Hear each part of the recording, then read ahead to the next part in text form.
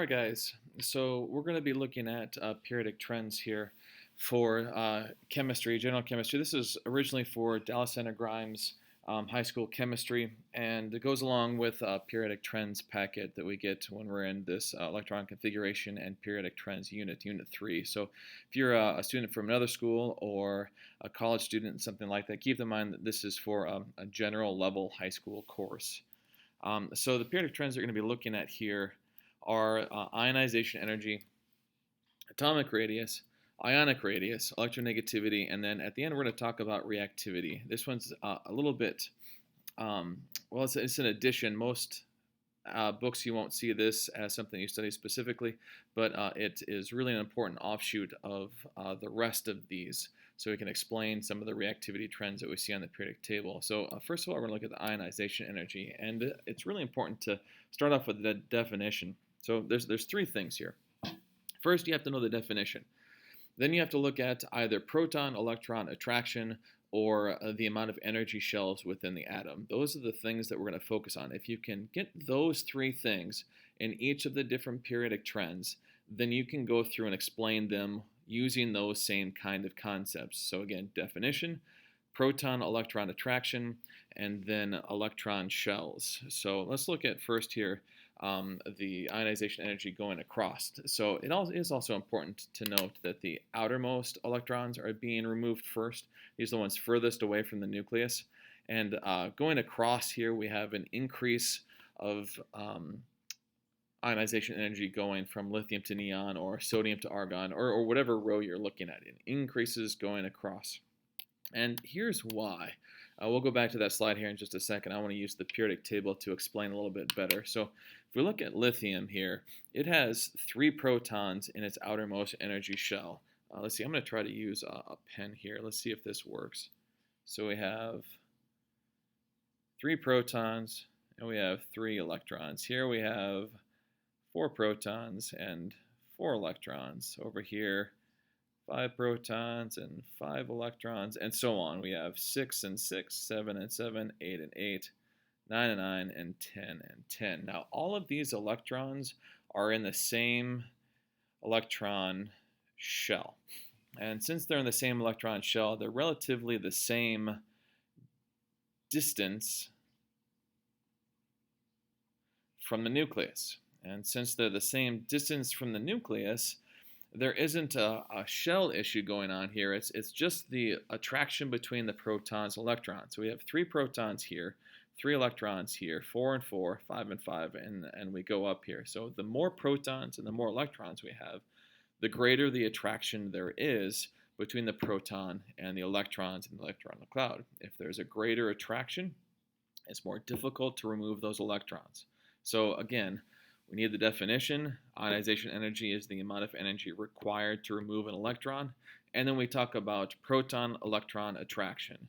Attraction goes up, so it's more difficult to remove the electrons. Now if we go down, we'll see a different trend.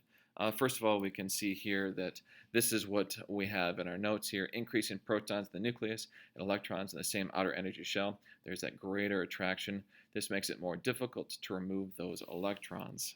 So what we just talked about, here it is where you can write it down in words. Now, as we go down the periodic table, say from lithium to cesium, and this works for any group, not just the alkali metals, we're adding energy shells. So let's look here. So lithium here has 2 electron shells.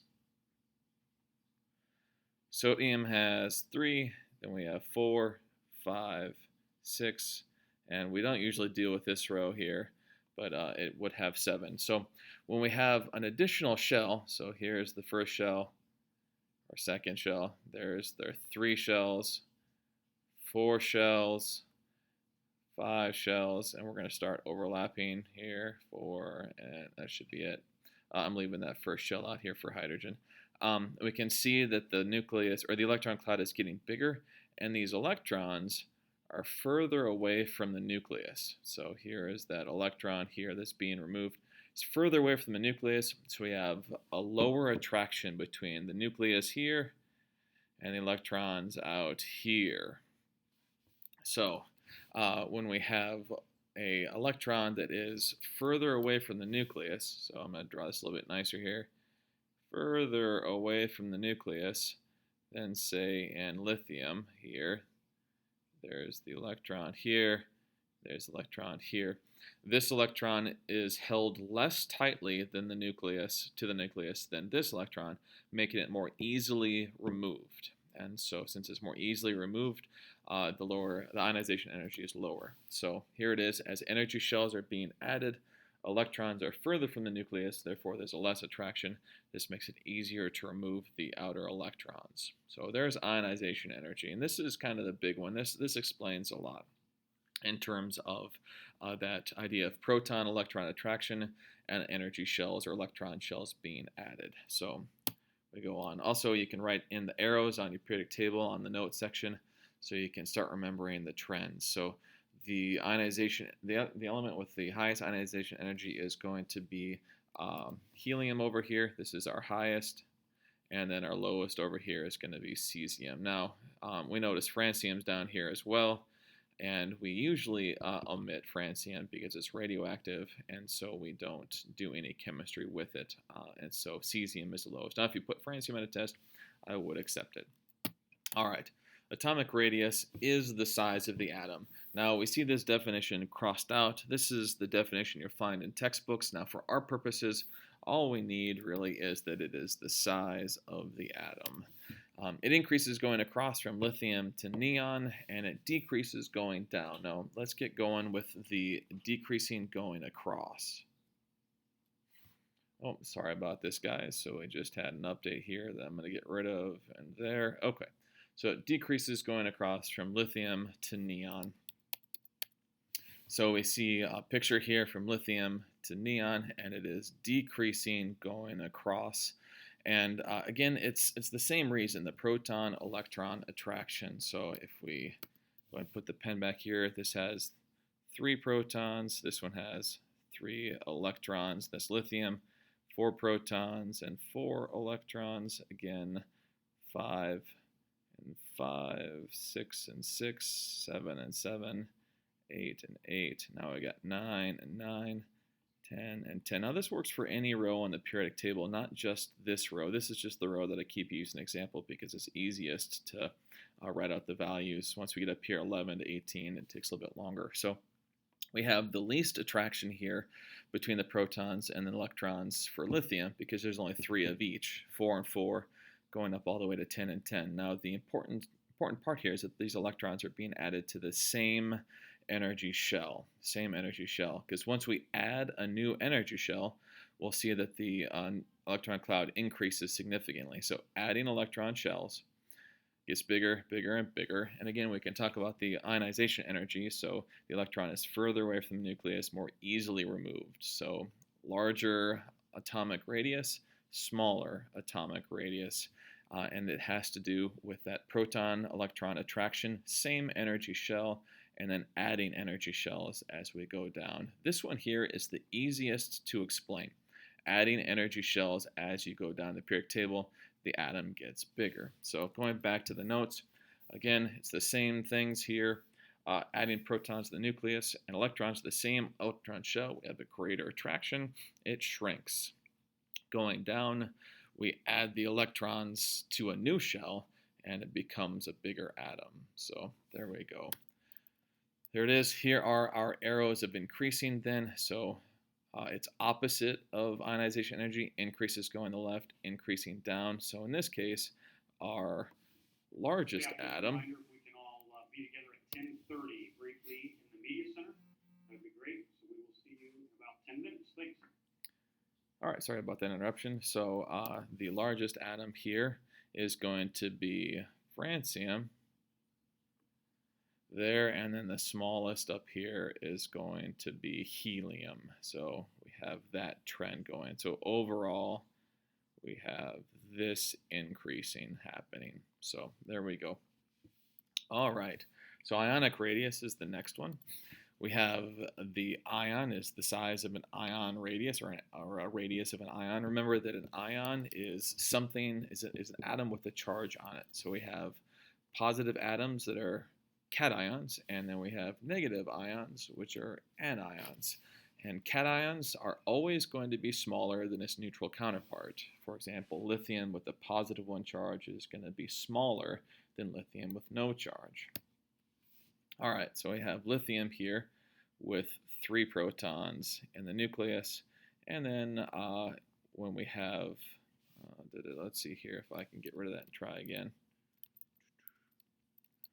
All right, we have lithium here with 3 protons and 3 electrons. Here, this one we have 3 protons and 2 electrons. Remember, the protons never change. So we have more protons here, which are more able to hold on to these 2 electrons. So it shrinks. Fewer electrons, the electron cloud shrinks. More electrons, the electron cloud expands. And again, it's that proton-electron attraction. More attraction here because it has less electrons to hold on to, less attraction here because there's more electrons that this same nucleus has to hold on to. So if we look here in the notes, no change in the number of protons, so we have 3 again in each. Less electrons, there's a greater pull on the remaining electrons, therefore the atom shrinks. That's going to be the opposite for the negative. So we use fluorine as our example here. In this case, we have 9 protons in each of these cases. And here I have 9 electrons, and over here I have 10 electrons. So we have more electrons here, so it grows. So there's that. Let's see, I have a problem getting rid of those. So let's leave them up. No change in the number of protons equals a weaker pull, and the electron cloud gets bigger. So more electrons is what we're dealing with here. And because of those more electrons, there's a weaker pull on the expanded electron cloud, so it grows. All right, so that's ionic radius. I'll move right on to electronegativity. This is very similar to ionization energy in terms of its trends, but different in terms of its definition. So electronegativity describes how tightly atoms hold on to the electrons, and the key phrase here is in a chemical bond. So that's huge. Therefore, noble gases don't have these electronegativities because they don't form bonds. So there you go. So they're holding on to electrons in a chemical bond. We know that atoms gain or lose electrons. Sharing we'll get into next unit. So gain or lose electrons in order to achieve that full outer energy shell. And so noble gases don't need to do this, so they don't have electronegativities. Now, as we go across the periodic table to noble gases, it increases, and it has to do with the same reason. The proton-electron attraction, but also in terms of how close an atom is to having that full electron shell. So it's easier for elements like oxygen and fluorine to gain electrons, where it's easier for elements like lithium or sodium to lose electrons. So if we go to our trend chart here, we can see fluorine is 1 electron away from looking like neon, a noble gas, where oxygen is only 2 away. So these guys will gain electrons to get a full outer energy shell, where like lithium and beryllium or sodium and magnesium will lose electrons. So if we're talking about how tightly an atom holds on to electrons that it has in a chemical bond, these guys are going to be gaining those electrons and holding on to them much more tightly, or these guys are going to be losing them, so they're going to be holding on to them much more loosely. So if we go back to our definition here, increasing going across because of that, now decreasing because the atom gets bigger. Those electrons are further away from the nucleus, therefore those electrons are held less tightly. Again, that proton-electron attraction, larger atom, less attraction, so the electronegativity goes down. So here are our trends for increasing. It's the same thing as ionization energy, except for this omission of the noble gases. All right, going on to the reactivity, and we are good to go as we finish up these notes. So we have Atoms must gain, lose, or share electrons. Again, sharing is something we're going to be talking more about next unit. Right now, we're just focusing on the gain or losing of electrons. And this is what forms chemical bonds. In order to gain and lose electrons, atoms will do so in order to have a full outer energy shell. So that's what we're going to be after. We're going to talk about 3 different trends, and they're the really straightforward and easy ones in the periodic table and easiest to explain. So start with alkali metals. This is the first group in the periodic table. This includes lithium, sodium, potassium, and so on. These are the most reactive metals that we have. We lose 1 electron in order to have a full outer energy shell. Let me see if I can pull up a periodic table to look at this again. We'll go back to electronegativity. So we have lithium, sodium, potassium. All these are going to be losing 1 electron to have a full outer energy shell. Lithium will lose 1 to look like helium. Sodium will lose 1 to look like neon, potassium to argon, and so forth. Now, since these guys are losing 1 electron and only have to lose 1 electron, they have a very high reactivity. Now, it increases going down because the atom is getting bigger. Again, proton, electron, attraction. Electron is further away from the nucleus. It's more easily lost. Therefore, it's more reactive. So again, atom is getting bigger. Electron is more easily lost. Therefore, it's more reactive. Now, if we talk about the halogens, that's going to be next. And I'll put up the notes on the screen here in just a second. But it's the opposite completely. They're gaining an electron. So the smaller the atom, we have a greater ability to attract electrons. So smaller atom, more attraction, and therefore it's going to increase in reactivity as we go up the periodic table. So increases going down, bigger atom losing, increasing going up, smaller atom gaining. So that's the reactivity of our alkali metals here. Reactivity going down a group, bigger atom, electrons are more easily removed, more reactive. We'll come back to this. And then we can go on to the halogens. These are the most reactive nonmetals because of the opposite. So let me go back to that other slide so you can see it a little bit more clearly. Leave it up on the screen and talk about a few things. So increasing going down to the most reactive metal in the periodic table is going to be cesium. And again, francium would be an acceptable answer. We just don't do chemistry with francium. So the last thing here that's kind of bothersome is the fact that hydrogen is in the alkali metal group, but it is not an alkali metal. It is a non-metal. So we put it into that first group, though, because of its electron configuration. If we go back to this periodic table here for the electronegativity, so I have one to look at, and look at these electron configurations. Lithium ends in 2s1, sodium 3s1, potassium 4s1. Oop, that ended poorly. And then potassium is 4s1, rubidium 5s1, and so on. Now hydrogen is 1s1. So all of those elements end in S1, and including hydrogen. So that's why hydrogen is placed in that group. Let's see if we can get through this here again. My apologies for that.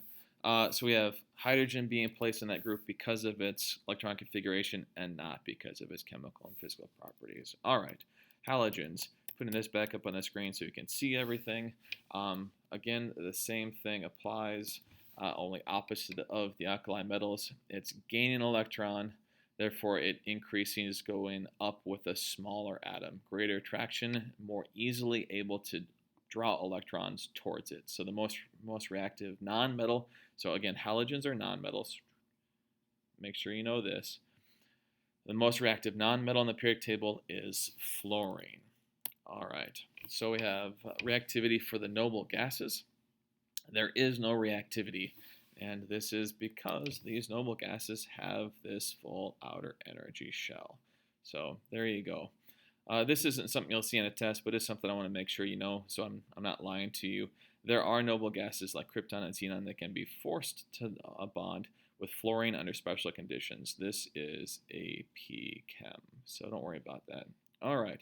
This was a little bit longer than I hoped it would be. Some interruptions. I apologize about those, but this does get you all the notes for those periodic trends and will allow you to get this test done. So good luck, guys, and study this stuff hard. It's not easy, but if you go through it and you remember those things, the definition, proton-electron attraction, and electron shells, you can explain all of them pretty easily. So good luck.